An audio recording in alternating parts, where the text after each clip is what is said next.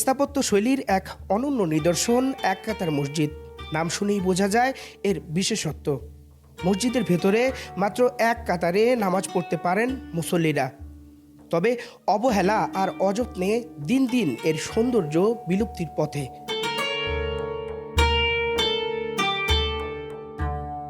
ইতিহাসের সাক্ষী হয়ে দাঁড়িয়ে আছে 3 গম্বুজ বিশিষ্ট এক কাতার মসজিদ।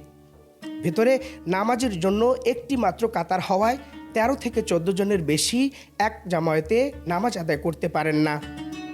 আনুমানিক 500 বছর পূর্বে ইট ও চুন সুরকি মাছের কাঁটা দিয়ে নির্মিত এই স্থাপনাটি।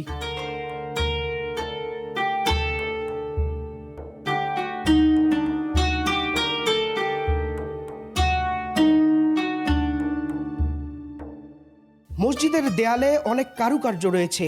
পাশে 2টো কবর ও শিয়া সম্প্রদায়ের একটি মিনার রয়েছে। মিনারটিতেও অনেক সুন্দর করে কারুকার্য ফুটিয়ে তোলা হয়েছে।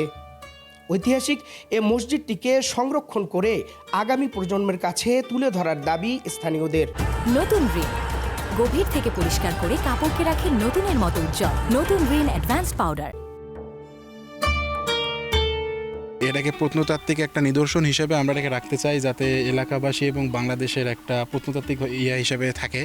কিন্তু আমরা এখন পর্যন্ত সরকারের কাছে কোনো রকম অনুদান পাইনি। এই নির্দেশন যেন থাকে, আমরা সরকারের কাছে আপত্তি করব যেন এই প্রতিষ্ঠানের পাশে যেন আমাদের ভালো মসজিদ হয়। আমাদের এই মসজিদের কোনো উন্নয়ন হচ্ছে না।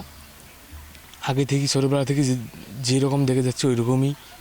সরকারের কাছে আহ্বান জানাবো মসজিদটি আমাদের উন্নয়নের জন্য আগে নিয়ে। মসজিদটা আমরা যাতে ভালো হয় এইটুকু আমরা সরকারের কাছে আবেদন। আমাদের বয়স প্রায় 60 পার হয়েছে, পারহম অবস্থা হয়েছে। এই ব্যবস্থা দেখতেছি এই মসজিদ এই মতনে ইয়েতে আর ভালো হয় না। আস্তে আস্তে আমার মসজিদের দাবি দিয়ে পারছে। আমার কাছে সরকারের কাছে আবেদন যে আমাকে এই নিয়ে আমার মসজিদ চাই।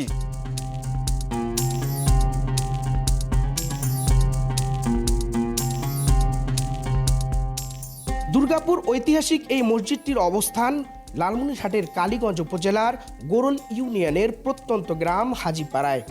যাতায়াত ব্যবস্থার উন্নয়ন আর সঠিক প্রচার পেলে এই মসজিদটি হতে পারে উত্তরাঞ্চলের পর্যটনের অন্যতম আকর্ষণ। এক কাতার মসজিদ কেবল একটি ইবাদতখানা নয়, এটি এই জেলার শেকড় আর ইতিহাসের প্রতিচ্ছবি। সরকারি পৃষ্ঠপোষকতা পেলে এই স্মৃতিচিহ্ন বেঁচে থাকবে আগামী প্রজন্মের জন্য। সুফিয়ান আল হাসান, সময় সংবাদ, লালমনিরহাট।